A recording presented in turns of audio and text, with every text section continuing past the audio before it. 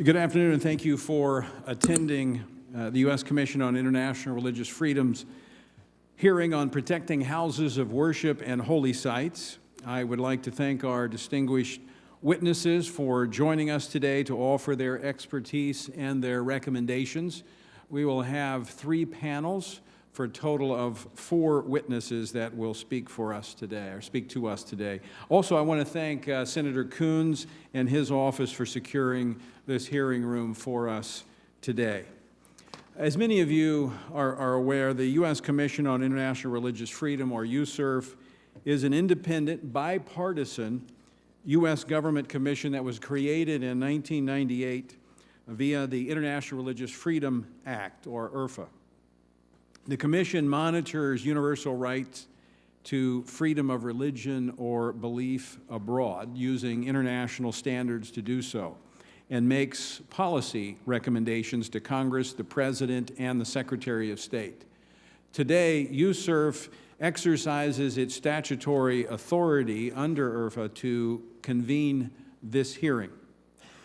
Houses of worship and religious sites should be sanctuaries where worshipers feel free to practice their faith. Under international law, this has been recognized, and it is seen as the ability of religious communities to establish and maintain houses of worship as being essential to religious freedom, as this fundamental freedom includes the right to manifest religion or belief through worship in community with others. To protect this rights, states must ensure that religious places, that's sites, shrines, and other symbols, are fully respected and protected, including when vulnerable to desecration or destruction.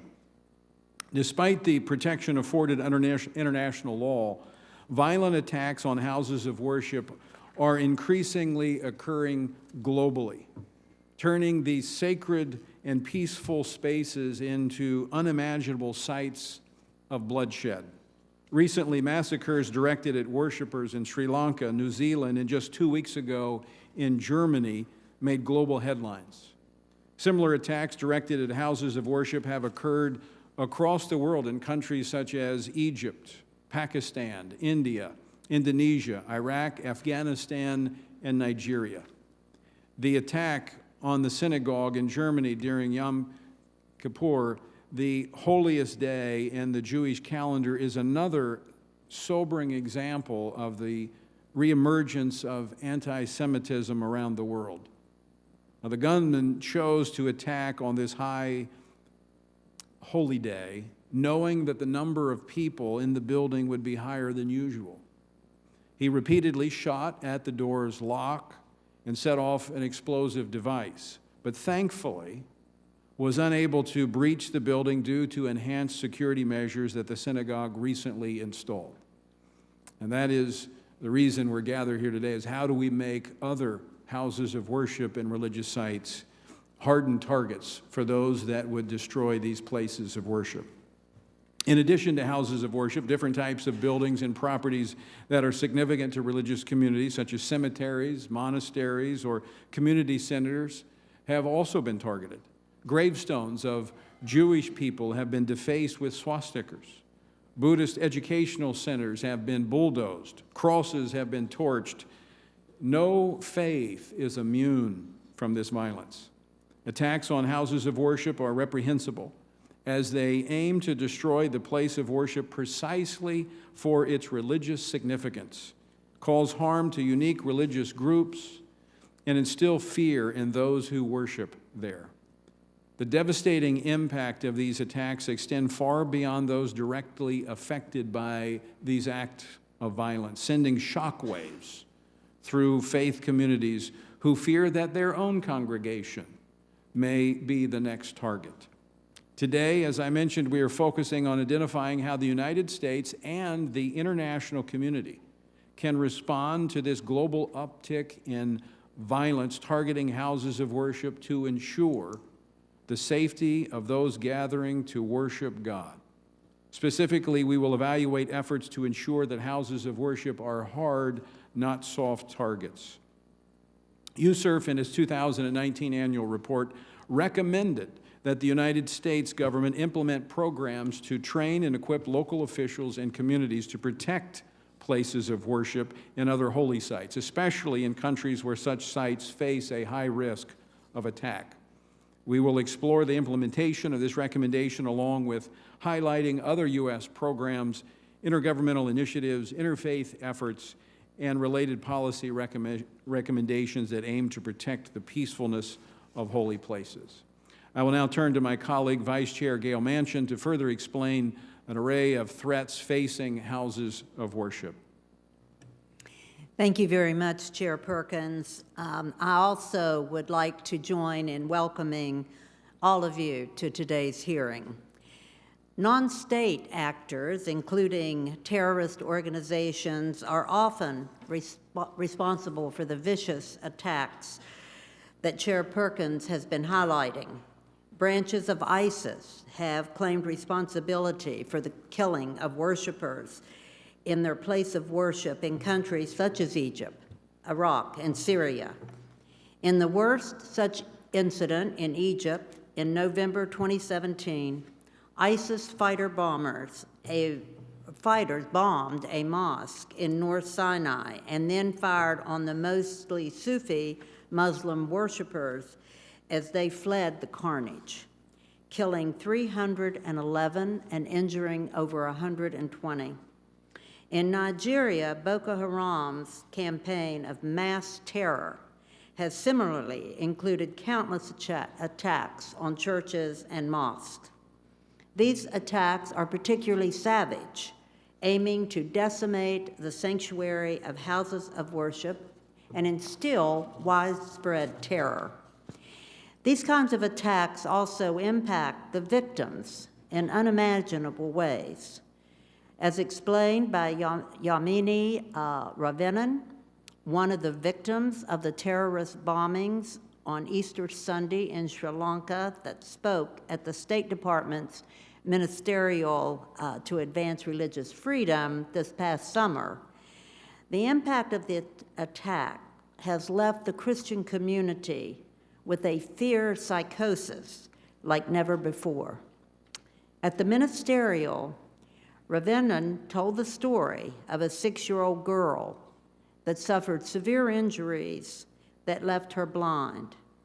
The girl lost both of her parents in the attack and now lives with her grandmother.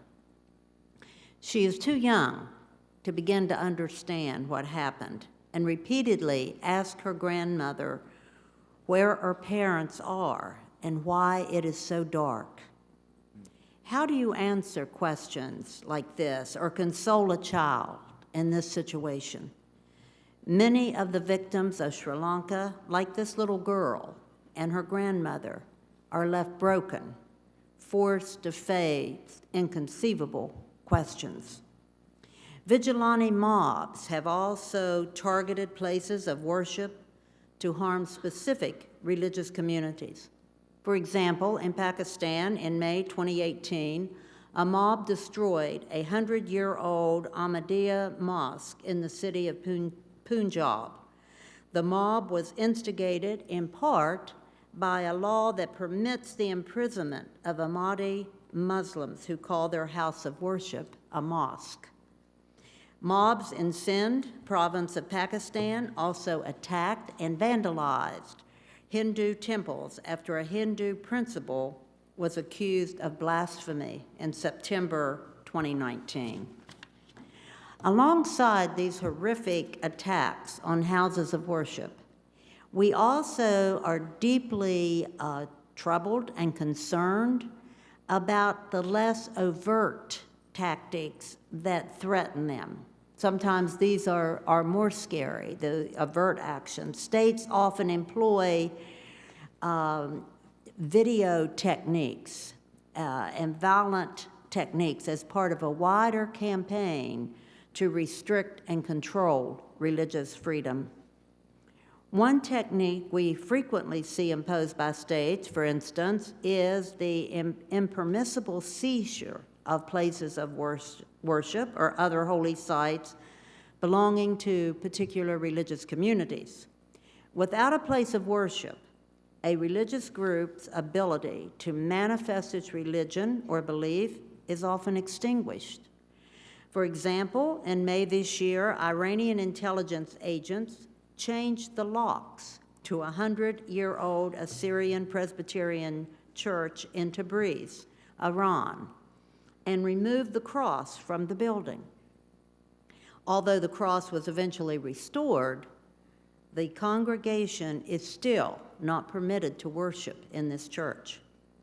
Other alarming tactics we have observed are the malicious surveillance of holy sites to intimidate worshipers, the misuse of registration procedures to target the houses of worship of specific religious communities, and the physical destruction or demolition of holy sites and other forms of religious and cultural heritage, specifically because of their religious significance. I would like to invite you all to take a copy of USCIRF's fact sheet on protecting houses of worship, just released today, which further outlines the type of assaults on houses of worship and provides illustrative examples of these attacks that have occurred in 2019. I also want to thank the journalists at the U.S. Agency for Global Media who are with us today for their help in raising awareness of our religious prisoners of conscience. You can see and view some of the excellent editorials that they have produced on the RPOC pages of the USCIRF website.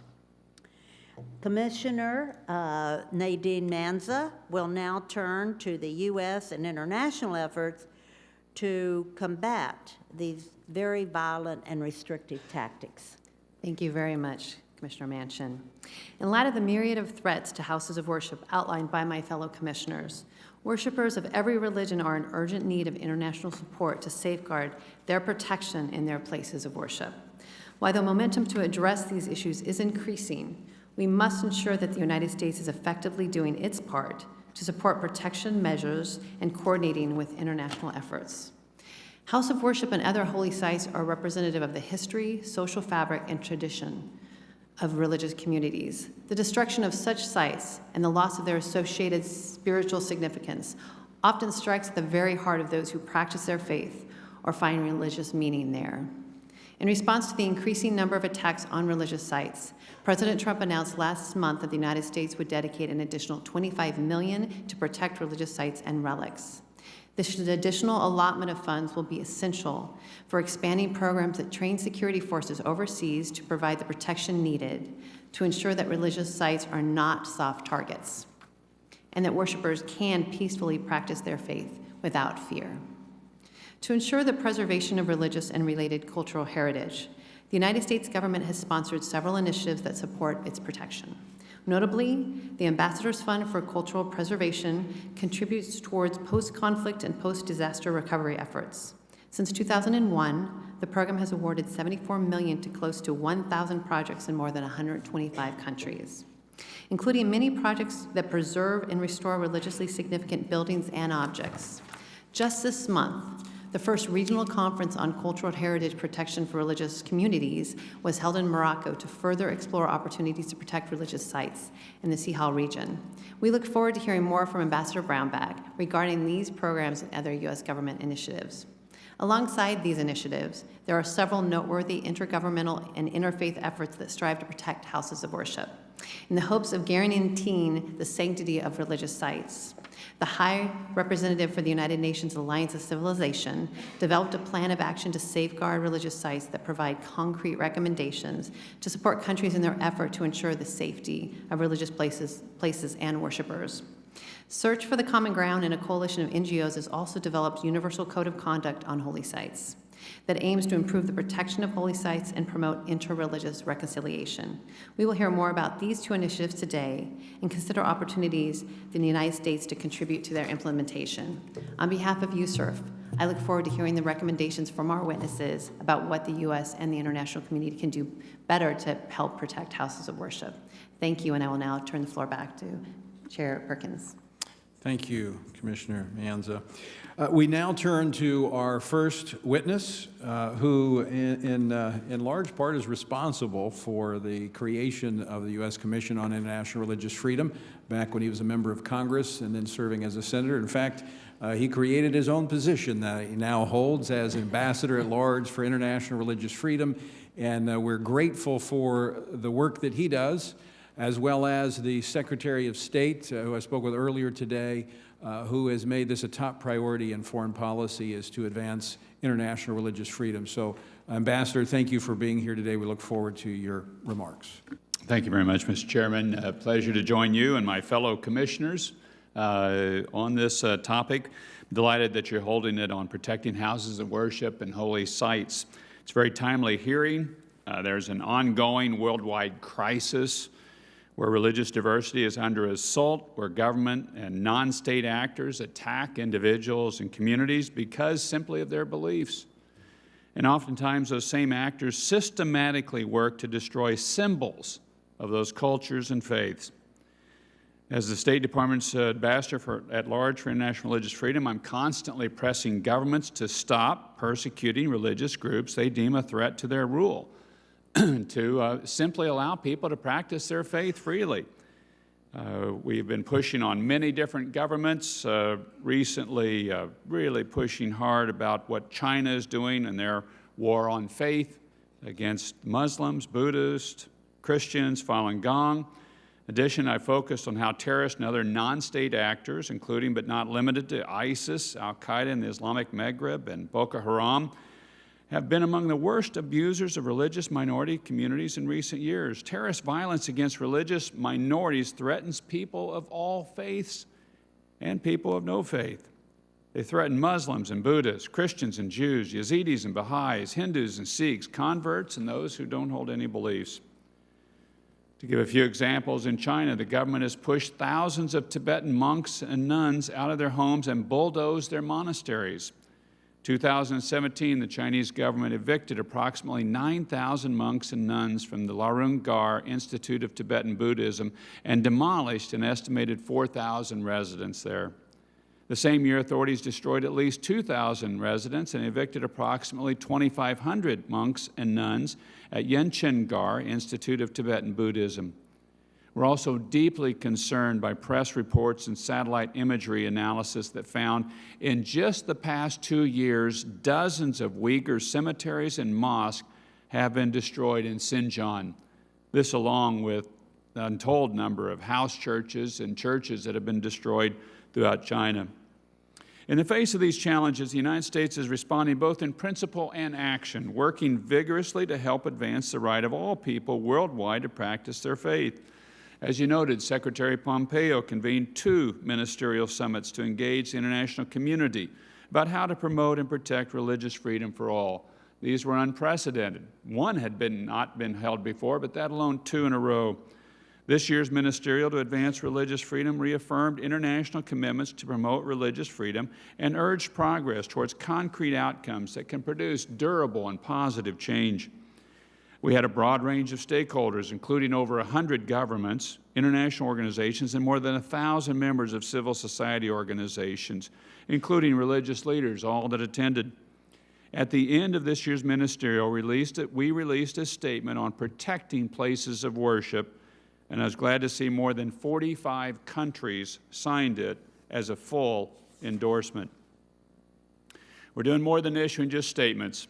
We're also convening regional actors to discuss challenges and opportunities to protect religious sites.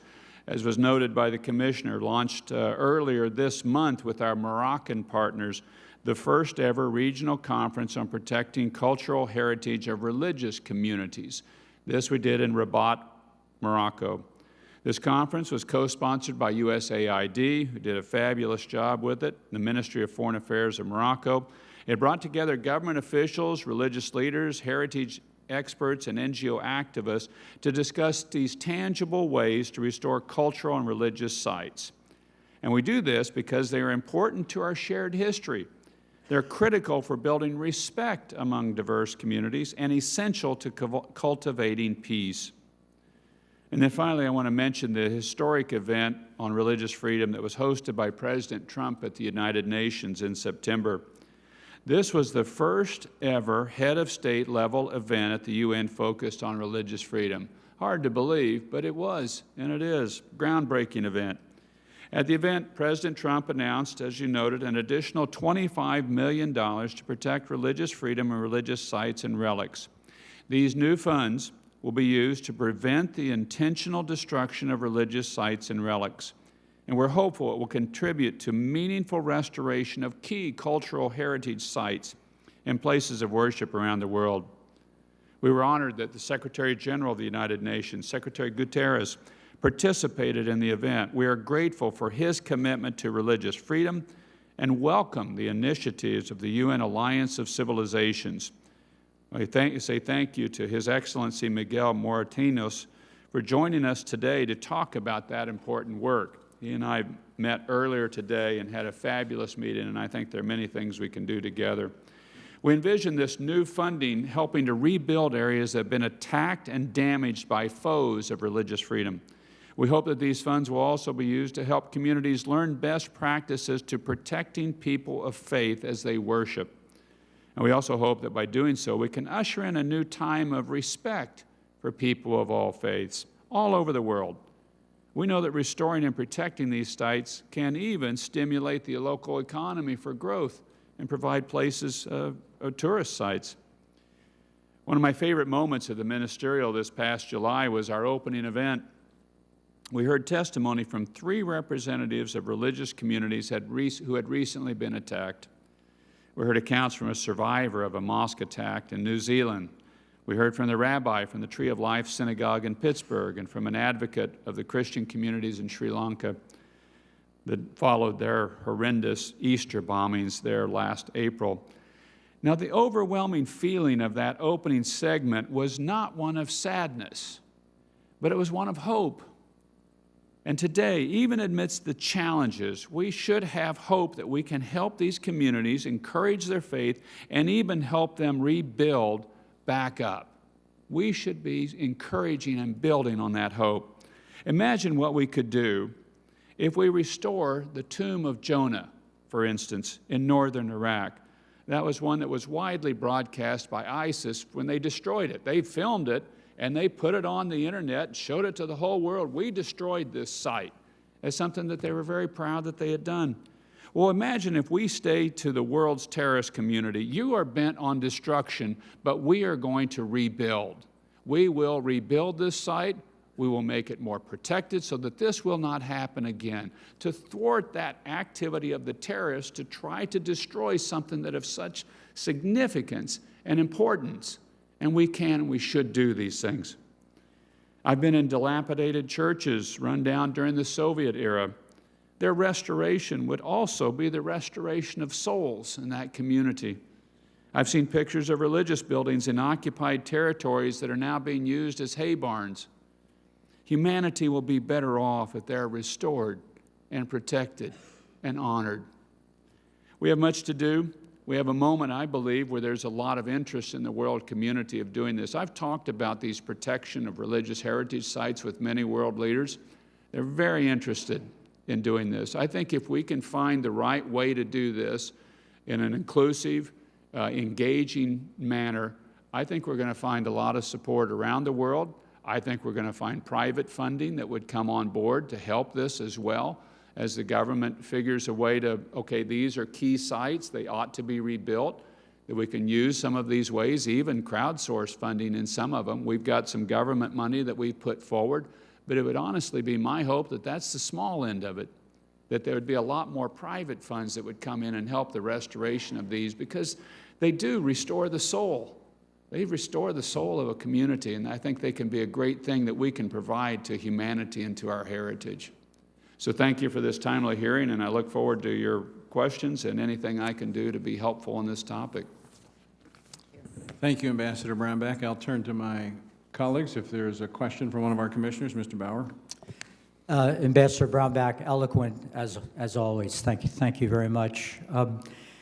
I wonder if you've had time with everything else you're dealing with to think about what I think is a little bit of a paradox in this issue. That is, the basic religious liberty that all people should be able to have is to seek and worship God as they see fit.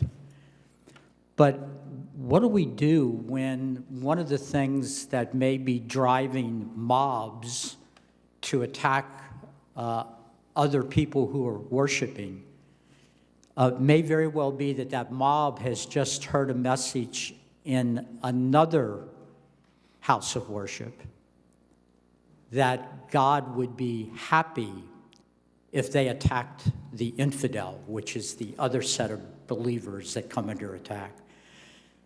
How do we find out that a house of worship may be engaged in teaching something other than adoration and love for God, but in fact is promoting the hatred that results in the mobs? It's a key question that I hear leaders all over the world struggling with, Commissioner. I hear this question raised a lot in a number of countries that they then will confront this. For us, our standard is religious freedom for everybody, everywhere, all the time, and that you practice your faith peacefully is the other piece of that this is a peaceful practice of the faith that's protected. And I think that's one of the things that we've got to continue to emphasize, that it is a peaceful practice of the faith, that is the protected practice of the faith. It's not a mob violence. It's not hate and killing somebody else. It's the peaceful practice is protected. And the others, if you're going to conduct that type of activity, then you're going to be subject to the full extent of the law for what you have done, for the violence, for the destruction that you have done. These are things as a former governor that I wrestled with, where you had people that attacked houses of worship. And we made in every case that we are going to fully prosecute the individuals that did this act in whatever way they did. If it was a destruction of the place, if it was an attack on an individual, you're going to be prosecuted to the full extent of the law, no matter what you were thinking you were doing at the time. The other thing that I honestly believe that one of the things we've got to do a lot more amongst the faith community, and I really hope we can get this right, is not just teach tolerance of other faiths, but teach respect. This is the common human search for God that you're about, and we should have a respect for that. Now, you may search one way and I may search another way, but I respect the search. Or as Mother Teresa would put it, I love all faiths, I'm in love with my own. She loved all of them because it's the search for God. And I think we've really got to up our standard of respect for other faiths and not just tolerance. Thank you, Ambassador. Commissioner MAENZA. Yes, thank you so much again for coming and your commitment to freedom of belief and religion, and also your commitment to houses of worship and cultural sites. We know that communities around the world appreciate your advocacy. Was curious about the funding for the State Department's programs to ensure the protection of houses of worship. Is there gaps in funding? How does that program look from your perspective? If I'm understanding right, the two areas that we're looking at here, one is this $25 million, the new funds that the President's put forward, which I'm very excited about. This is the first time that this has been tried this way. It's been, in a way, piloted already by a number of ambassadors. That one of you mentioned these cultural site, the Ambassador's Cultural Heritage Site Fund. And I've been to a number of embassies around the world where they've taken me to a place that the Ambassador's Fund has been used. And many of them are religious heritage sites. And it's a matter of great pride for that country that the site's been renovated and protected. So and that's about 75 million, I think, that somebody said here, and I think that's an accurate number as well. I look at this as a chance to build on that. But again, I honestly hope that this is the small end of the funding. Okay. That the bigger end of it is us being able to figure out, how do you source private funding? How do you crowdsource on something like, how could we identify key sites that ought to be rebuilt, and then the fund that's a legitimate fund and not one that's going to go into somebody's pocket somewhere and that people can't trust? but as a legitimate site to rebuild this religious heritage site and see if we could really attract a great deal of capital into doing that.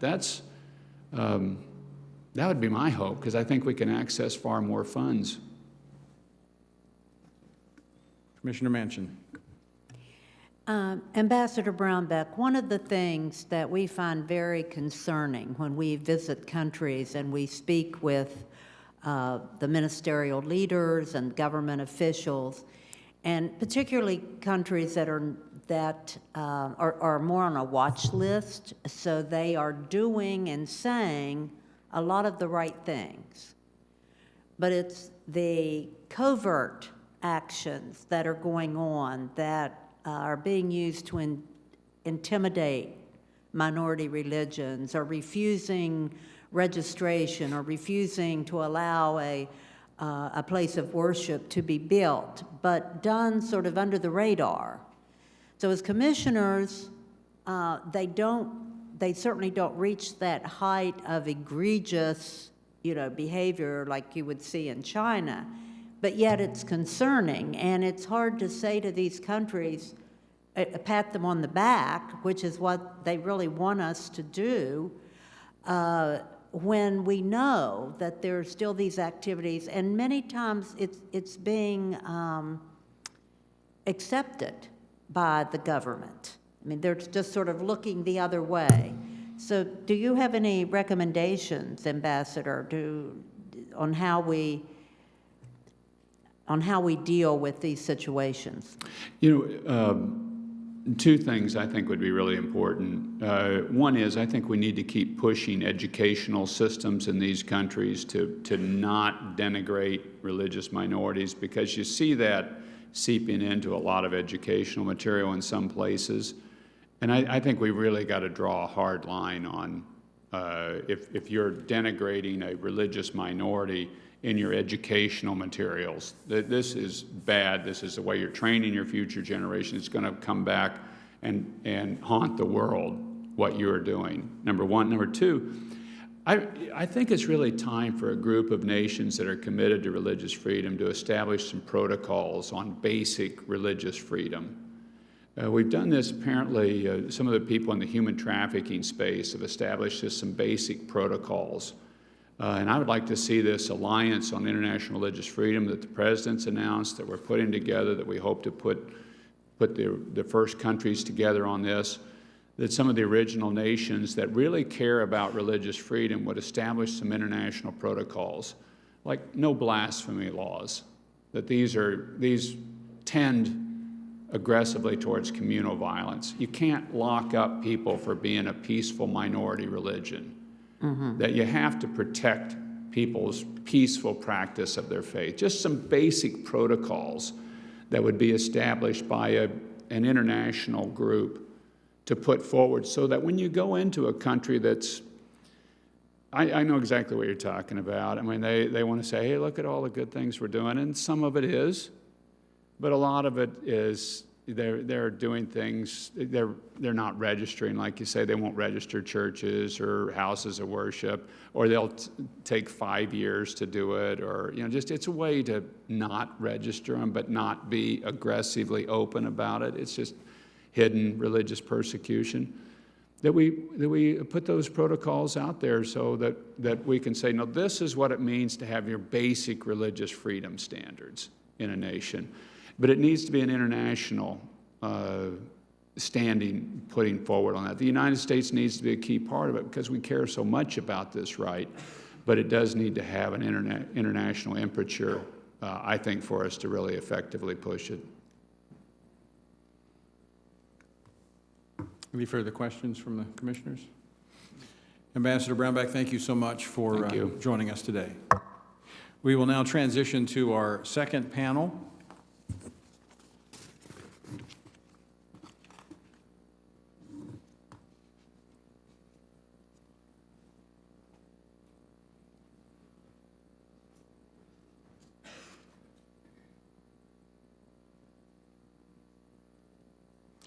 Mr. Miguel Moratinos is the United States Undersecretary General holding the post of the High Representative of the United Nations Alliance of Civilizations. He's held that post since January of this year. Mr. Moratinos has committed his professional and political career to international relationships and development cooperation, notably as Minister of Foreign Affairs and Cooperation of Spain from 2004 to 2010. Between 1987 and 2004, he served as Deputy Director General for Northern Africa, Director for the Institute of Cooperation with the Arab World, Director General of Foreign Policy for Africa and the Middle East, Ambassador of Spain to Israel, and the UE Special Representative for the Middle East Peace Process. As the top diplomat in Spain, he represented his country presiding over the UN Security Council in 2004, holding the chairmanship in office of the Organization for Security and Cooperation in Europe, the Council of Europe, and the Council of the European Union. Mr. Moratinos succeeded in fostering the implementation of the Treaty of Lisbon and the Treaty on the Functioning of the European Union, and he's here to solve all the world's problems today. And we are grateful that he is with us. Welcome. Thank you, Mr. Chair, Honorable Tony Perkins, Madam Vice Chair, Madam Gogol Manchin, and Madam Nadine, Commissioner Mr. Bauer, dear witnesses, ladies and gentlemen. Let me first convey my gratitude, my privilege, to the United States Commission on International Relations and Freedom for inviting me to this hearing. For me, it means a lot. A special moment for my career, a special moment for my responsibility, and give me the opportunity to present and discuss with you what is today one of my mandates as High Representative of the United Nations Alliance of Civilization.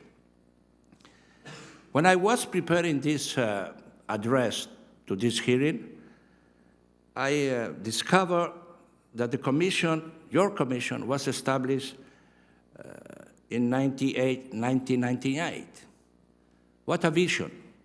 Can you imagine in 1998 that the US Congress, yourself, Ambassador Brownback, decide to introduce as a committee the freedom of religion, international freedom of religion.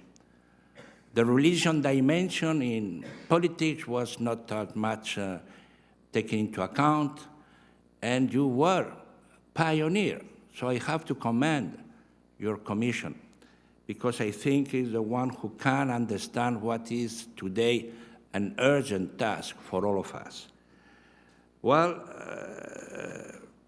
the United Nations Alliance of Civilization has been established in 2005, so next year we'll have 15 years. So in certain extent, we came a bit later than you, but at the same time, we were also pioneer in the UN system, because we were aware of the need to address the multicultural challenge, multi-religious challenge, and multi-civilization challenge.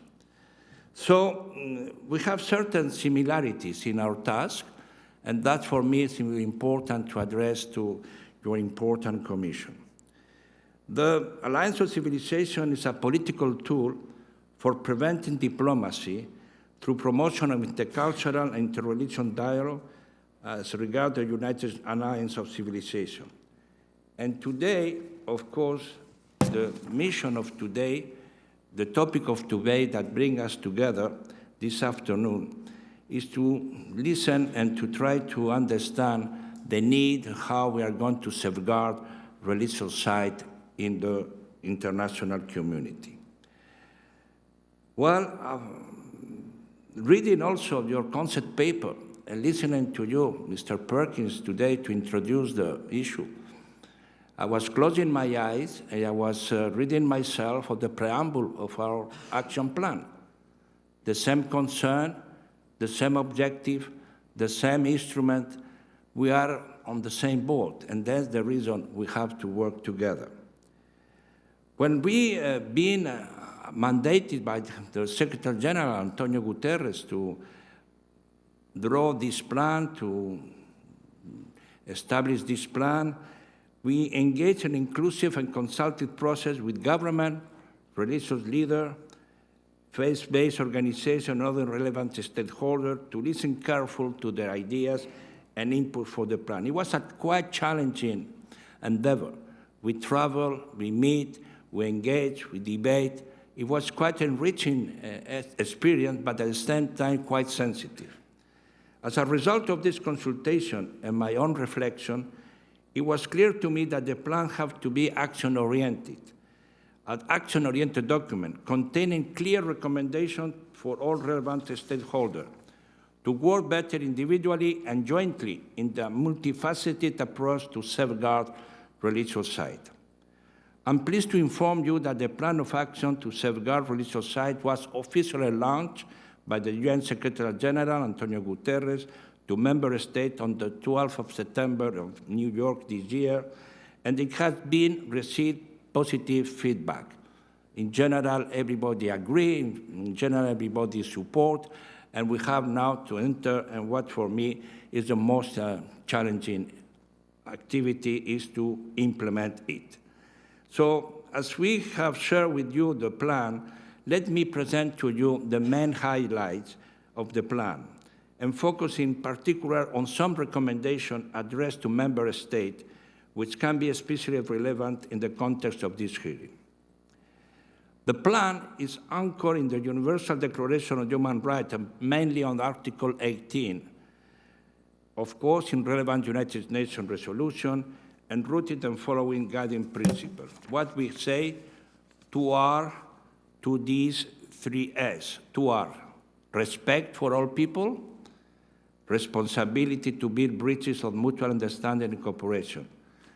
2Ds, diversity, to accept and respect differences among human beings, dialogue as a tool to better communicate and engage with others, and 3S, solidarity, to support one another, particularly in times of sorrow or trouble, standing together as one to respond with unity to attend to divide us, and staying together as one to ensure that unity in response to attacks against religious sites is sustained and reinforced over time.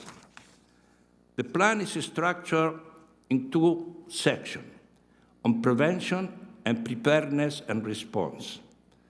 The section of prevention stresses the role of member states, religious leaders, faith-based organizations, civil society, youth, women, local communities, and Parliament, in this case the US Congress, as the way that they can really facilitate and help us to propose legislative regulation in order to counter violent extremism and how to contribute to public debate and an advocacy related to safeguard of religious sites. Two key components have this prevention section. The first one is education, as Ambassador BROWNBACK was mentioning, and I think most of your members of the Commission have a long experience. You know, Mrs. MANCHIN has a long experience on education. If we don't touch education, I think we will not be able to prepare the new generation for the future. Education programs are, of course, essential. The second element in prevention is addressing what we call now hate speech and online hate speech, which may be of special interest to some also of your commissioner. We have a debate about the Christian Church call for action and how we can really work together with the social networks. That has to be done. I think there is a common responsibility of all of us to really work on that. Among the recommendations on prevention addressed to the United Nations system, state, religious leaders, civil society, online provider, I would like to briefly highlight some of the recommendations addressed to a state.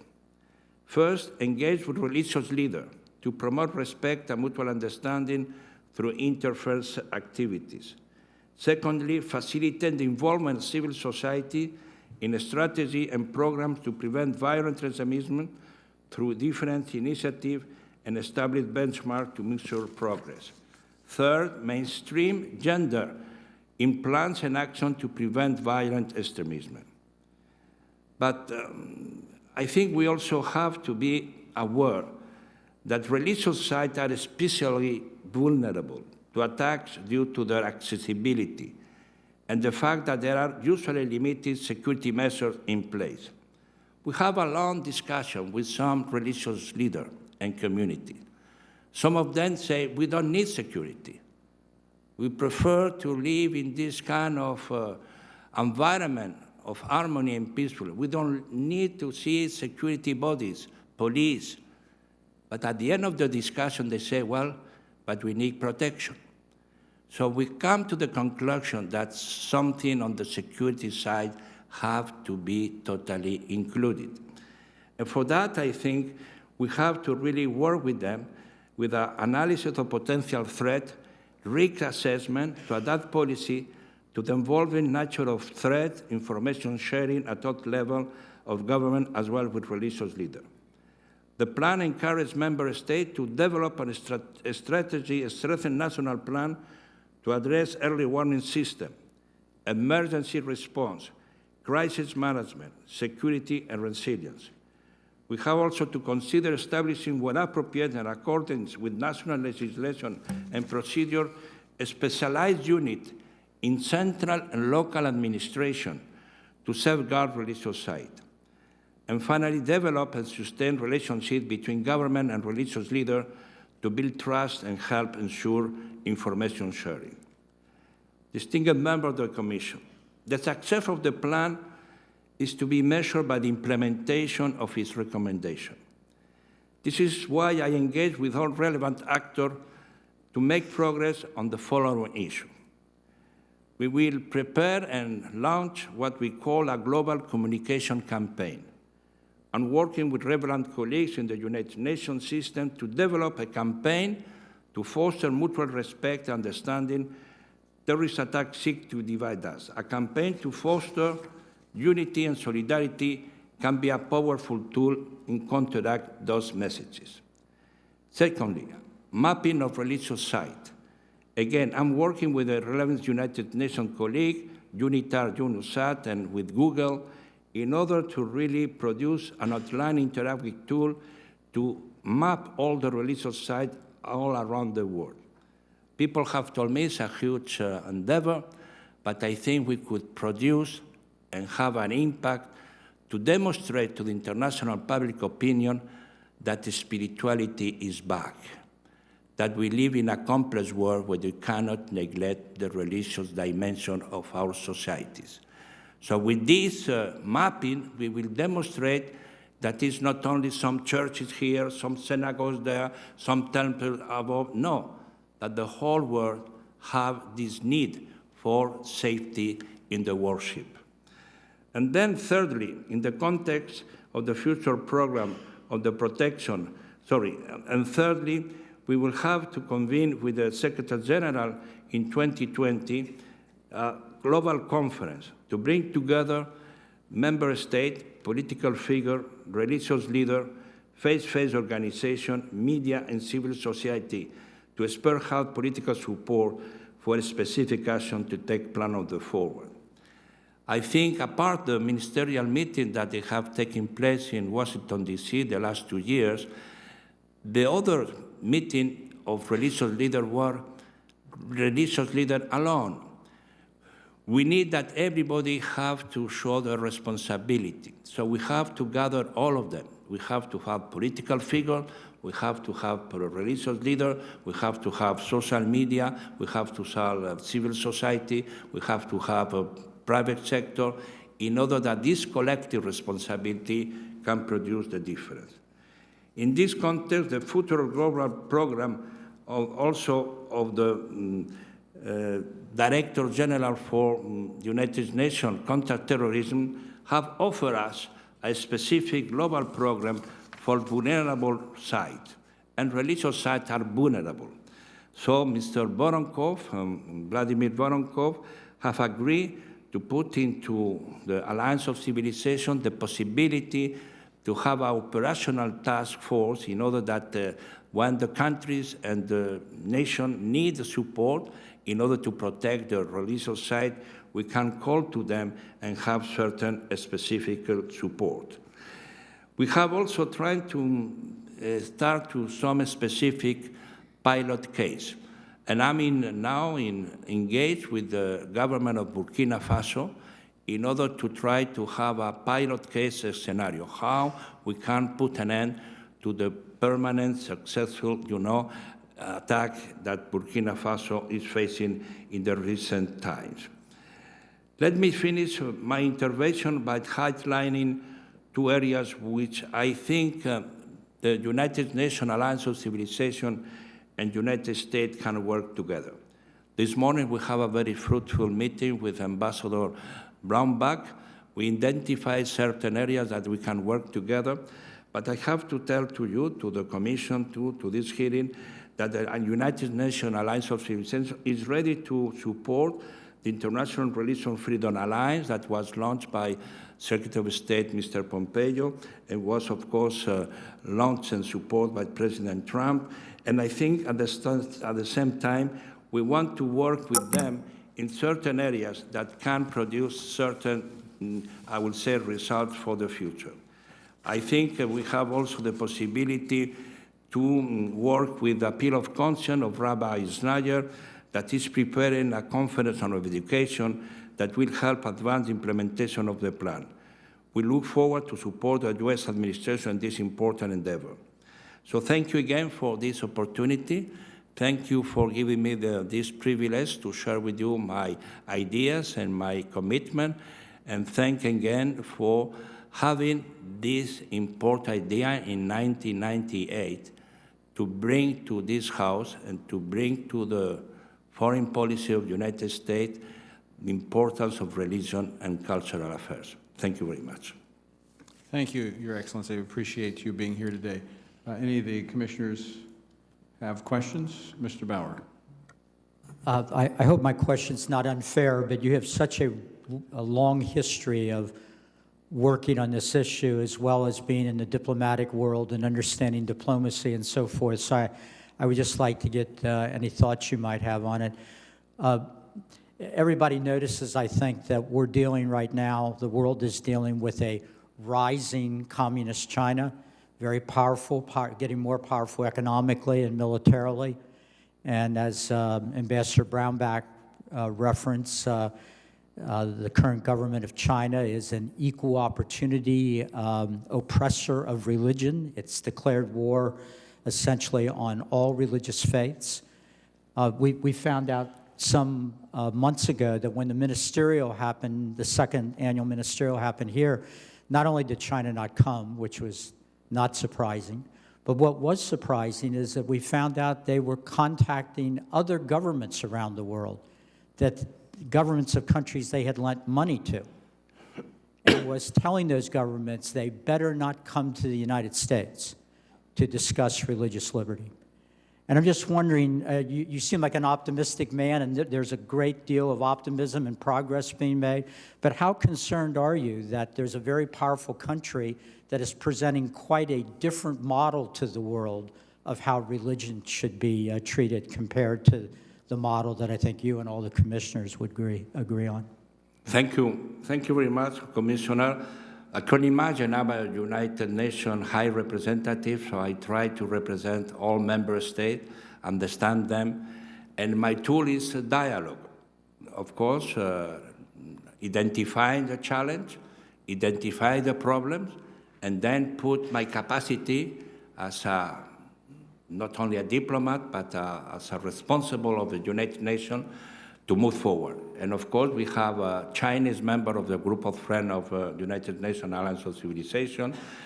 I have to say, he's been now with this new project that is One Belt, One Road, that include in his prospect the dialogue among civilization and religion. So it's part of the same philosophy, the question how we implement that.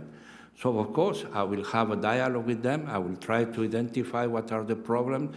And I will try, as I've been always in my political career and my professional career, to try to solve problems through dialogue and peaceful means. Thank you. Commissioner MAENZA. Yes, thank you so much for explaining to us your plan and your enthusiasm for your work. It really does touch us that we're both really fighting for the same things. I was curious as to the kind of feedback you have received from other countries to this plan. Sorry? The feedback you have received from other countries or other states. I think, in general, I have to say I'm quite satisfied because during this, of course, when you have the plan, you present the plan, is the result of, in this case, many months of work. Well, if we were in the old diplomacy and the Secretary General in the 60s will say, make a plan, I will have 1 year to make a plan. But today in politics, when the Secretary General told me in the 2020 of March, you have to have a plan, I knew that the plan had to be done before the General Assembly in September. And so we have only 3-4 months to discuss, to get, the feedback of everybody, and to get everybody on board. And politics is difficult, but you know better than I that religion is even more sensitive. Because if you, how address with the Jewish community? What kind of rabbis? Or how we address with the Muslim community? Who is the address? Well, the Catholic Church, you have the Vatican, they can give your feedback, but others you have to find who is the right person, who gives you the right answer, what is the concern of everybody. So it was a very enriching exercise. So when we finalized, we were satisfied because we have embraced and taken into account many comments. So when we presented that, I think the result was that there was a positive response. I didn't hear any negative. We present to member state. I didn't hear any, concern. There was some question of language. There was maybe the concern certain countries that they want to have upper hand. They say this religious site protection belongs to the national sovereignty, so the state have the primary responsibility to exert this responsibility. But apart of that, I found there was, a very positive. And then secondly, just very quickly, that's on terms of state. But in terms of religious leaders, for the first time, and I've been working with religious leaders many years before that, I found for the first time that, one of the, Mr. Bauer presented the question to Mr. BROWNBACK before, I found the religious leader more than ever ready to work together. For the first time, they feel they are under attack. Either you are Jewish, or Buddhist, or Christian. So the first time they are ready to put some common agenda. It's not only to express solidarity after the black day of an attack. It's to start to work in a prevention and having a common agenda together. And that is something is taking shape, and we should try to accompany therewith. They are now very active, and I think we can help them if we formulate certain recommendation, a certain policy that can benefit them. Thank you, Your Excellency. You said you had 2 R's, 2 D's, 3 S's. I have 1 Q. One question for you. As you look at the implementation of this plan, what is the largest challenge you think you have in the implementation, and then how might we help? Well, first, as I told you, awareness of the public opinion. So when we launched the global communication plan, from the children to school, to secondary school, to the education level, to the society, they have to be aware that we are talking an important, essential right of our society. So on the communication tool we need. Secondly, we need also that each state, but you already, United States, you are one of the most advanced, and your model could be an example. You have a fund. No, I'm not asking you the fund because I will fund myself the fund for other countries. But the idea of the fund is important to provide them some elements that they can really in countries like the Sahel. Imagine, I'm going to challenge myself, my team, to go to Burkina Faso. I know it's going to be a mess at the beginning, but we have to start. We have to demonstrate that we can be, of help. And so for that, we need some programs that have to combine, all the capacities in order that we can succeed. And then, I think the final requirement I will ask you is really to continue your work. I mean, you are doing a fantastic work. You are the only one. Tell your colleagues in the parliamentarian diplomacy to do what you are doing. I will go to Spain, my country. I will tell the Spanish Congress, do like the Americans. Create this commission. So we don't have several commissions similar in all the parliamentarians. And that will help you. It will help me, of course, to really implement the national strategy. This is almost a rhetorical question, but you talked about people in countries saying they don't like security and forces, and yet they want protection. And so two things. Are we finding that having security around churches is protecting them from violence? And just the extension of that, is that the new normal? In order to worship peacefully around the world, is it going to call for protection? So when people go to church, the new normal will be security around the churches. I think we have to find the right balance. I mean, everybody, if you go to church or you go to mosque or you go to synagogue, it's a special moment of each person. It's when you find yourself, you have this spiritual, moment of your personal life. And for that, you need to sense that you are in security. So I think we have to break this sense that you cannot take security measures because that breaks the atmosphere. I remember a long time ago, when we go to the airport, you don't have not to put security, and then suddenly it becomes familiar. And when I was discussing with the Catholic Church responsibility, that tell me, no, we don't like to have, but in some practice, cathedral you have, and they open the bag, and it's normal. Nothing happened.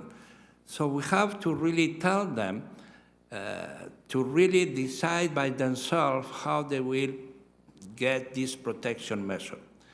And we have to work with the communities. That's the reason we present these units at local community level, that mean the people of the churches, the responsible, the local police, the local NGOs can work together to create an environment that they can go to church or to the worship in sense of safety and peace. I mean, I think we have to make a peaceful worship, that is the most important.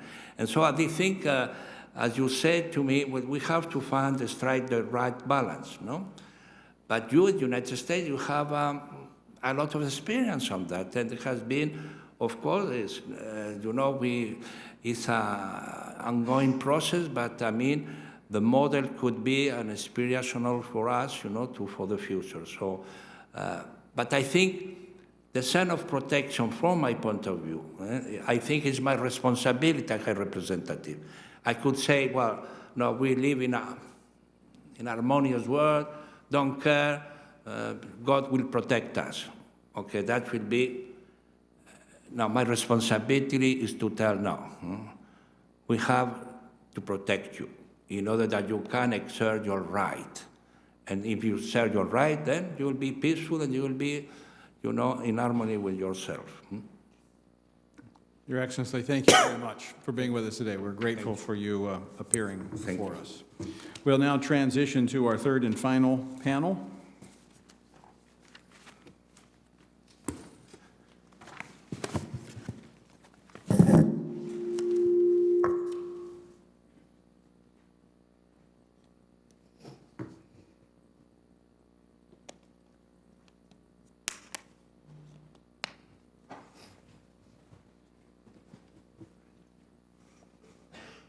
I will introduce our two panelists, and they will both make their opening comments, and then commissioners will ask questions of our panelists. I'll begin with Hassan Abbas. He is Distinguished Professor of International Relations at the Near East South Asia Strategic Studies Center, National Defense University in Washington, D.C. He serves as a senior advisor at Project on Shiism and Global Affairs at Harvard University's Waterhead Center for International Affairs and a senior fellow at the Center of Global Policy, a think tank focusing on intersection of U.S. foreign policy and Muslim geopolitical affairs. His current research work focuses on building narratives for countering political and religious extremism and rule of law reforms in developing states. Our second witness on this final panel is Sharon Rosen. She has served as the Search for Common Ground's Global Director of Religious Engagement since 2017. In this role, she oversees the development and project implementation of Search's Global Religious Engagement Strategy. Sharon first joined the Search in 2005 as Senior Advisor to the Jerusalem office and continued as the office co-director for 9 years before assuming her current role. Prior to Search, she co-founded and directed Education for Life, an international non-governmental organization that provides tools for the development and well-being of children within state educational systems. She was also a faculty member at the Jerusalem Center for the Near East Studies course, teaching courses on Bible, gender, and contemporary relevance. We'll begin with Mr. Abbas. Thank you. Thank you very much. It's a great pleasure and truly an honor to be here. I really appreciate the work of the Commission. The topic is of extreme importance, without a doubt. A house of worship is a sanctuary for reflection. It is a sanctuary for meditation. It is a sanctuary for spirituality and peace. But a glimpse at some of the attacks in the recent past from Afghanistan, just last week, Sri Lanka, New Zealand, and United States would indicate that the trend is going in a different direction. These attacks were not supposed to happen in the United States. We were never thinking like that. The lens through which I will look at these issues is both as an academic and as a practitioner, as a former law enforcement officer. And my current work is visits to pilgrimage sites. And I recently, about 2 weeks ago, I was in Iraq. I have traveled to Iran, Saudi Arabia multiple times, visited shrines recently in the last 2-3 months in Turkmenistan, Azerbaijan, Jordan. And what is a common theme across all these pilgrimage sites, especially those associated with minority groups, the common theme is that of fear, and they're waiting for the next attack. A house of worship is, of course, a soft target, we know, but in case of these pilgrimage sites and these routes, like in Arbaeen, for instance, in Iraq, where people walk from Baghdad or Najaf for 40, 50, 60 miles to Karbala, they can be sitting ducks in front of these terrorists. So the question that I pose is that why it is happening now? What is different now? A history book will tell us this was happening when the Romans were there. This was happening historically, crusades, the Muslim expansions, the religious places or houses of worship were targeted across history. But there is something different now. And my question is, why now? For instance, in South Asia, where the Sufi mystics had brought Islam, so there are major shrines in Ajmer in India, in Lal Shahbaz Qalandar in Karachi in Pakistan, others, which for the last 1,000 years were never attacked. There have all major shrines in Pakistan in the recent years have faced suicide attacks. So my question is, why now?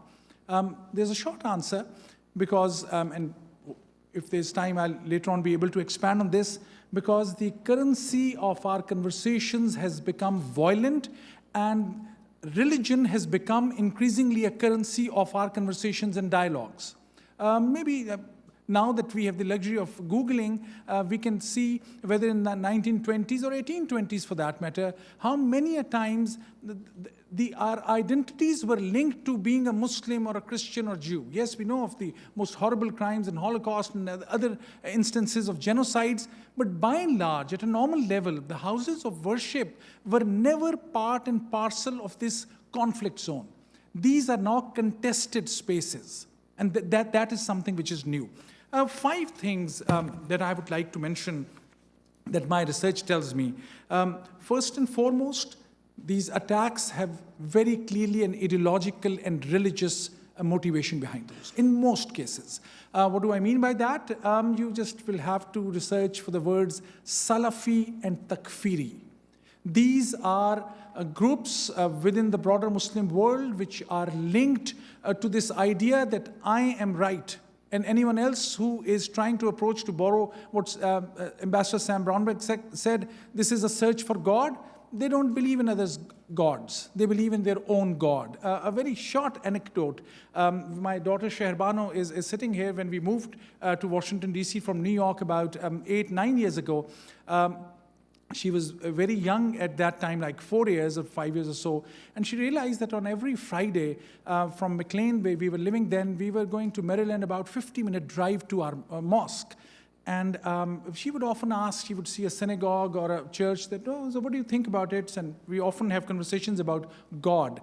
And so she was, one day I saw her perplexed, and she said, so Dad, or Baba, as we say in the Muslim tradition, she said, Baba, so this church right across our street, who lives here? I said, God lives here. Our God? Yes, I said, yes, our God. She said, then why we every weekend travel 50 miles to go to our God? Why can't we go to this church? And I was speechless.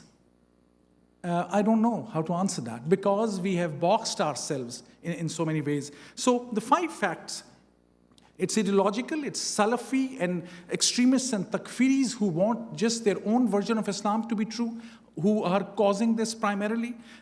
You don't have to go very far in history. 1925, the major graveyard in Jannatul Baqi in Medina in Saudi Arabia was destroyed and demolished. To this day, there are restrictions on how you can practice and how you can worship in that area. Secondly, this is a law enforcement issue. And later on, if there's time, I can talk more about it. This is not only police or law enforcement providing protection. This is more than that. Are we training those people in security protocols?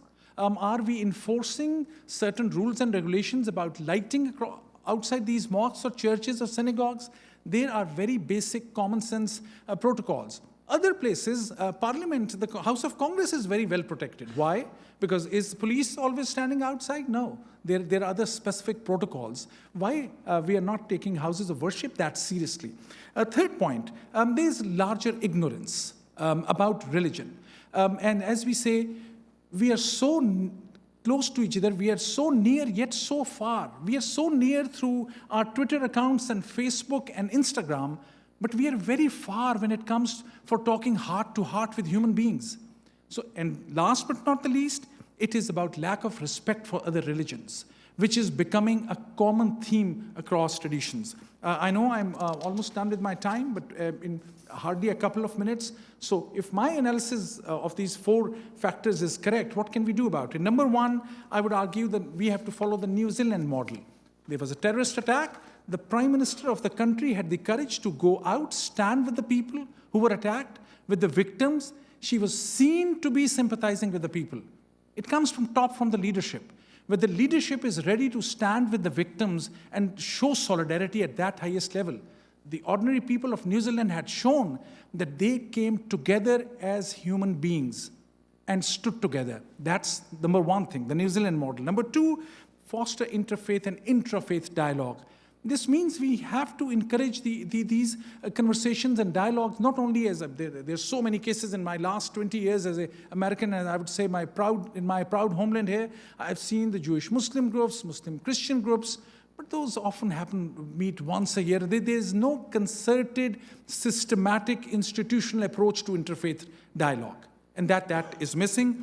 Third, this promotion of counter-narratives, and I promise I'll take hardly 1 more minute, which is there's no dearth of those.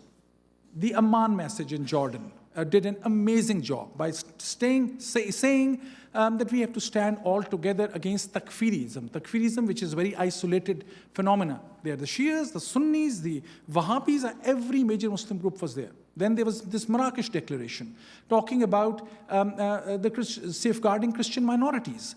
Then there was this Washington Declaration a couple of years ago. How many people in Washington, D.C. even know about it? There were a huge number of Muslim scholars from across the world who came together and came up with certain principles. Then Egypt's Al-Azhar University talked about anti-sectarianism. Sayyid Ali Sistani in Iraq said things which are amazing. I hope these statements are somehow linked to the website of the Commission. And my very last point is about these offering specialized security training to these volunteers from different churches, mosques, and enforcing these protocols, linking grants and fundings, or even their permits with these security trainings, not only getting a police officer out there, but encouraging institutional relationships between these centers of faith and law enforcement. And last but not the least, I wish more power to this commission to do and implement these things. Thank you very much. Thank you, Mr. Abbas. Ms. Rosen.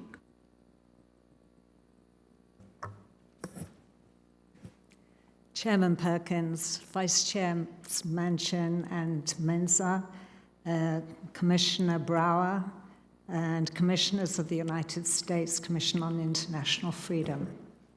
It really is truly an honor to be here to join you and with other respected colleagues. I too want to thank you for convening this important and timely hearing on protecting houses of worship and safeguarding holy sites. I'm grateful generally for the United States' global leadership on this topic and to you for maintaining a focus on religious freedom. I'm also proud to represent the international civil society organization Search for Common Ground as its Global Director of Religious Engagement. Search has been a leader in peace building for nearly 40 years, working in Africa, the Middle East, Europe, and Asia. I traveled here yesterday from Jerusalem, where I have lived for the last 37 years, working in religious engagement and conflict transformation, and experiencing firsthand the potential of religious spaces to promote peace, harmony, and reconciliation. While Search is a non-aligned organization, we've worked with religious actors throughout our history, and in 2017, we established this position of the Global Religious Engagement Department to deepen our understanding and our work on how to work with religious actors. So while my testimony is informed by my 15 years with Search, the views I express here today are my own. I've been asked to limit my time to 5 minutes, so I'll briefly highlight a few of the points drawn from my more detailed testimony, written testimony, which I believe you've received. We'll be glad to answer questions as needed. It's clear that there is a need for a multi-pronged approach to protecting holy sites, as the High Representative Moratinos has laid out here. But I'll begin my remarks by briefly describing why Search is focusing on preventive community initiatives to safeguard holy sites. This will be followed by an overview of the Universal Code of Conduct on Holy Sites, which Search co-created and which has proven to be a useful and effective tool to build mutual trust and reduce tensions around holy places. While the Universal Code has been implemented in diverse locations with really exciting results, and I'm happy to talk more about that if you want to ask questions about it, I'll case study here our efforts in Nigeria, which I understand is a priority country for the US government. Finally, I'd like to offer some recommendations to the US government on ways to further protect places of worship. We've already heard today of the devastating attacks on holy sites, the terrible desecrations and the concomitant loss of life. Holy sites are symbols of our deepest identities, of who we are and our traditions, how they shape us, and how we live our lives. I too strongly identify with this statement when practicing my own faith as an observant Jew in the holy city of Jerusalem. It's not surprising, therefore, that they are deliberately targeted to inflict both physical and psychological harm, as well as collective trauma on a particular community. However, when all segments of society, including governments and people of faith and no faith, collectively protect the holy sites of communities, an alternate and powerful symbolic message of healing and togetherness is broadcasted, which can prevent further violations.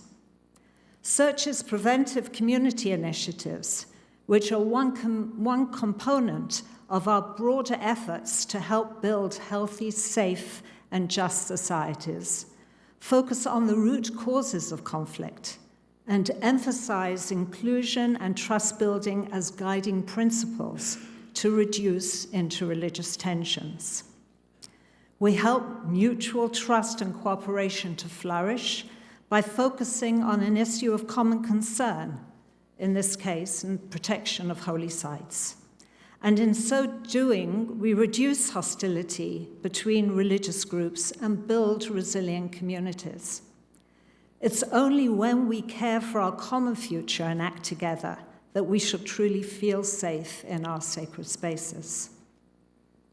In 2017, I was invited by two Norwegian civil society organizations, One World in Dialogue and the Oslo Center for Peace and Human Rights, to a meeting in Trondheim of religious, civil, and political leaders to present my rather mixed experience, I have to admit, of an initiative I'd been directing on engaging religious leaders to protect holy sites in Jerusalem. That meeting exposed the frightening frequency of attacks on and lack of access to holy sites in Europe and the Middle East.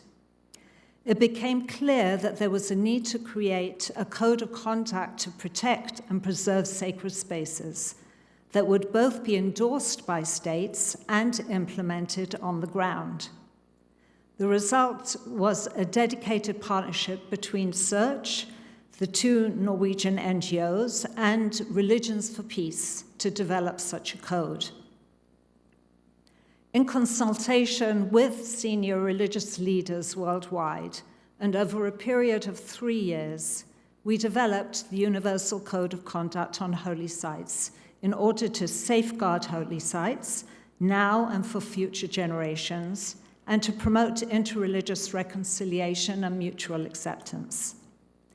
It was launched in 2011 and includes 10 articles that are designed to establish a framework of norms, be adaptable to the location where implemented, and be applicable across all religions and faith traditions. While every place is unique, the Universal Code reflects shared understandings on issues of establishment of a holy site, expropriation, archaeological excavations, and includes steps to promote access, preservation, sharing, research, and education. I might just add that even though we tried to define what a holy site is, we actually found that very difficult, and therefore we made a decision to go for a very general definition rather than to start explaining in detail what a holy site is, because that depends upon how each religion sees their site for themselves. The Universal Code also encourages the establishment of monitoring mechanisms. The Universal Code is a normative rather than a legal document, as it focuses on codes of behavior and includes a bold call for cooperation among all relevant authorities, including religious actors, who are often in conflict with one another and are often not included in decision-making. In cases where state authorities fail to effectively safeguard sacred spaces, and we've heard today that that happens in many places, the Universal Code enables bottom-up community-level activities by empowering religious actors, men, women, and youth, to play their part. The code is available in 15 languages and has been endorsed by a variety of interfaith networks and religious communities and leaders worldwide. Since its launch, the Universal Code has matured into a dynamic initiative with implementations in Europe, Asia, the Middle East, North America, and Africa. In terms of Nigeria, Search's experience is that the conflict is not inherently sectarian, but violence has often played out along religious lines to devastating effects. However, despite that devastation, by and large, Nigeria reflects mutual interreligious acceptance. A 2010 Pew study showed that 87% of the citizens believe religion plays an important role in their lives, and 71% think that it's a good thing for people of other faiths to have freedom to practice their beliefs. Against this backdrop, we engaged male and female Christian and Muslim community religious leaders in northern Nigeria to build consensus within their communities around the principle that holy places are sites for peace and reconciliation and not targets for attack. The ability of religious community leaders to come together across faith lines in a conflict zone on an issue of common concern was a unique step in itself towards facilitating collaboration and joint action. Local, regional, and national conferences were held across the 3 northern zones of Nigeria, ending in media conferences that highlighted the relationship between protecting holy sites and addressing hate speech, particularly by other religious leaders. There were also calls to counter misinformation, abuse, and rumors that spur confusion and raise tension between religious communities that in extreme cases lead to recruitment by violent extremist organizations.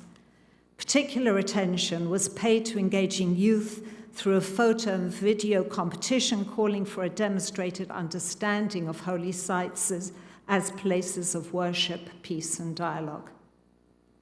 As one of the prominent sheikhs involved in the project said, "Once a place of worship has been demolished, the conflict changes its identity from its real cause to a religious one.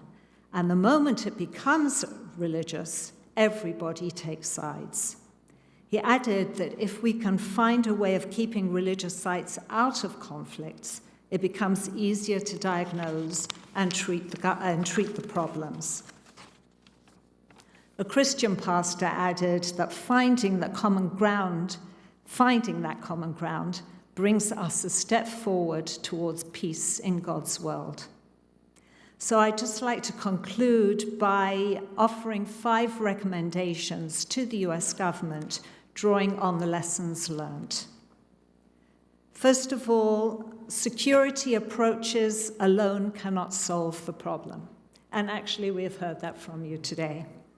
Sustainable solutions to interreligious conflicts are built on mutual trust and finding common ground, which takes time, patience, and a policy of inclusion.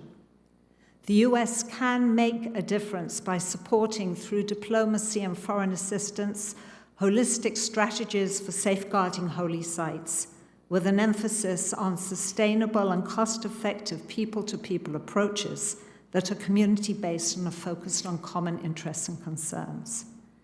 Secondly, multi-stakeholder approaches are essential. Policies and programs need to reflect the perspectives of all relevant faith and non-faith stakeholders. Religious leaders, particularly those working at the influential community level, have a critical role to play, and men, women, and youth must all be engaged and empowered to protect the holy sites.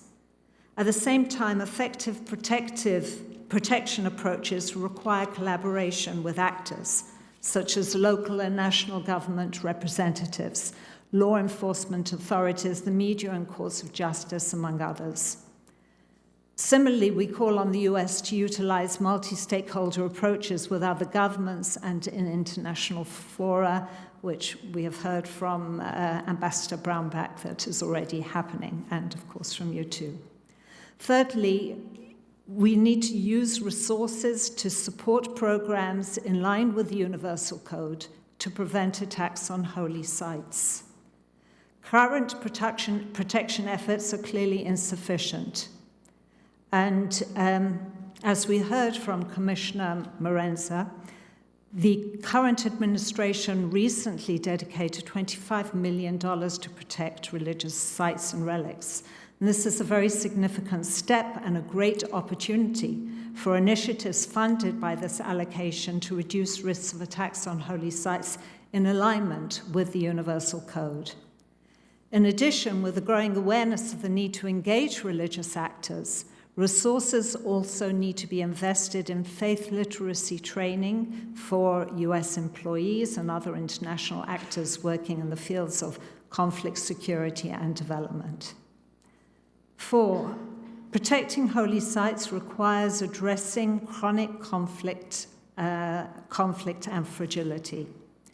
As much as we need to focus specifically on protecting holy sites and houses of worship, this commission also needs to focus on addressing the complex emergencies that fuel violence and social tensions. Simply put, chronic conflict and fragility put holy sites at risk. The US needs to address and prevent violent conflict, including through the implementation of the Elie Wiesel Act, by passing the Global Fragility Act, and by ensuring that appropriations are both available to the places most at risk and are flexible enough to respond to emerging risks. And finally, both governmental and non-governmental actors have an important role to play. Governments are critical for ensuring security and promoting human rights. In particular, they're uniquely positioned to institutionalize best practices by permanently integrating constructive educational programs for school students, law enforcement personnel, and other professionals, which are proven to reduce interreligious tensions into curricula.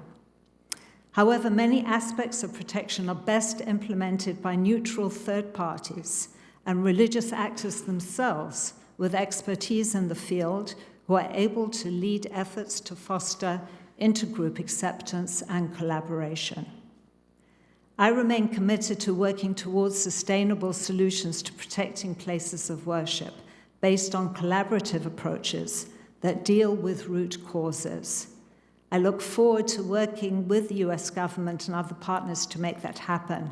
And I would be delighted to invite you to come and see for yourselves in the places where we are working, particularly in Jerusalem, where I am based, the real changes that are taking place in communities where trust is built. Thank you. Thank you, Ms. Rosen. We have come to the end of our budgeted time for the hearing. However, I know that the commissioners have a couple of questions of our panelists on this last panel, so each commissioner will have an opportunity to ask one question or make a final statement, and we'll still get you out before you freeze. I know it's a little cold in here, but we'll get you out so you can thaw out. Commissioner Bauer. Ms. Rosen, that was very encouraging testimony, and thank you for that. I wish you would have talked a little bit more about your work in Jerusalem, because it presents such unique challenges, but perhaps you could submit something for the record if you have time. I know you're very busy, but I think it's interesting, and I don't know if you have any thoughts you want to express on this. There's a lot of security on the Temple Mount, on Mount Zion, but in spite of the security, you can also threaten religious sites by erasing the history of them. And as you know, there's a very concerted effort. It even infects some commissions at the UN that try to suggest that there really isn't a historic Jewish presence in some of the most holy sites to Judaism. And I assume, and obviously you must find that terribly troubling, and I wonder if there's any progress on that. And then Quickly, Dr. Abbas, you left us on the edge of our seats with this conversation with your daughter. And what you said, Troy, I almost feel like we need to bring your daughter to the witness stand to tell us what your answer was when you explained to her why you couldn't stop off at the church. But you can just submit that to the record, too. So shall I begin? If you Yes, want of to. course. Of course, Jerusalem is very close to my heart, as I said, and it is very upsetting and very troubling when any religion's most holy sites are disregarded or even, as you say, try to be obliterated by others. I have some very interesting stories to tell, actually, about senior Muslim religious leaders who are very aware and in personal one-to-one discussions recognize that that the Temple Mount is the most holy site for Jews, and not only that they will say that the Al-Aqsa Mosque was built there specifically because it was known to be this holy site. And yet, when a conflict comes into play, it's quite interesting to see how people are ready to use all their tools to try and win against the other. What is clear is that a win-lose mentality will never, ever solve conflicts. The only way to solve it is to try and find a win-win solution. So denying the attachments of others is never going to work. In terms of my work in Jerusalem, and I have been working over many years, the Temple Mount, the Haram al-Sharif, is a very tricky place to work with. It is, in a way, easier to work on Mount Zion, which is right just outside the old city walls. And what has been fascinating and exciting is that there has been a substantial reduction in tensions, interreligious tensions there, simply by bringing people together. Ignorance creates suspicion, it creates violence, and therefore just the opportunity to build trust, to build connections between people, but not only through the religious leaders, by bringing in the law enforcement officers, providing training for them and sensitivity of the different religions, by celebrating the attachments of all three Abrahamic faiths to the place, by bringing in volunteers who help and calm the situation, by bringing in the media who speak about how things can change. All this together can make a difference. And I actually have written it in the written testimony, and I invite you to see Fantastic. the wonderful work that's being done there. That's great news. Thank you. Thank you. The short answer is we visited the church that Sunday. And because my three daughters who were in the second row, all three sitting there, they grew up in Boston. And that was the year we came to US was the year the 9/11 tragedy had happened. And my wife was also here in the first row. She, from early on, there's a Boston Globe story on actually our family, how my wife started taking our three daughters there to the closest synagogue and church and mosque.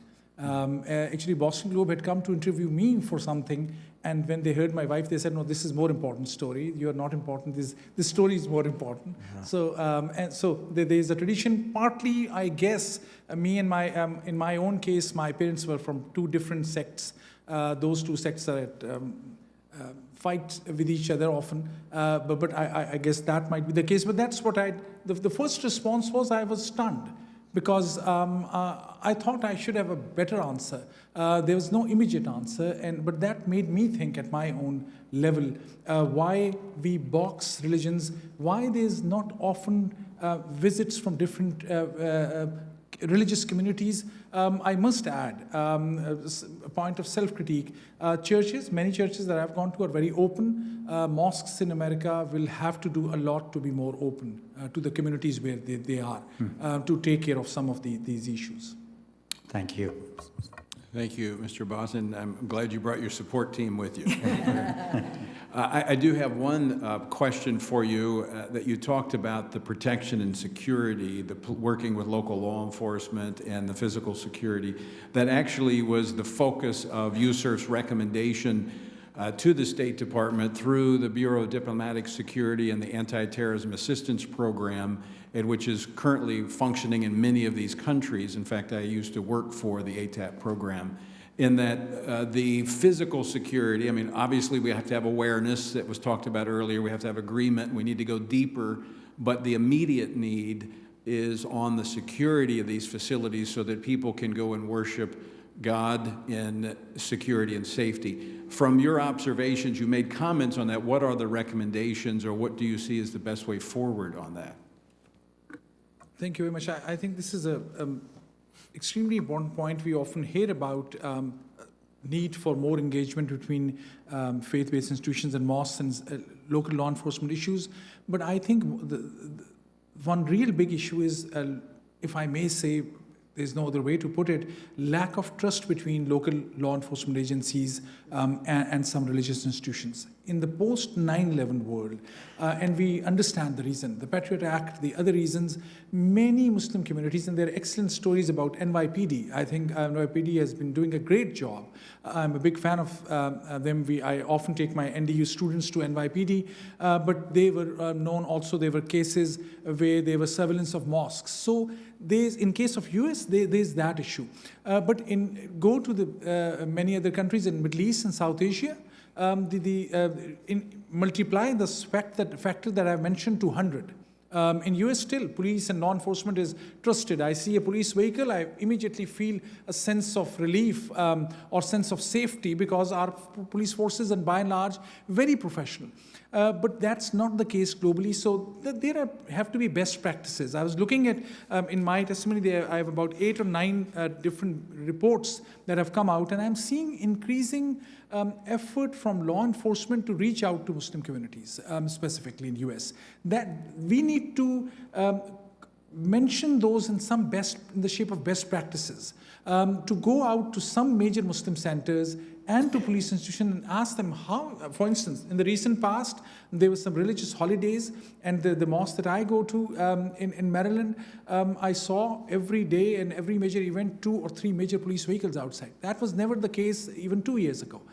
So we need to write those best practices, and some people, maybe the commission can, and I'll be more than happy to help in a case study in Maryland and Washington, D.C. area. Thank you very much. Commissioner Manchin?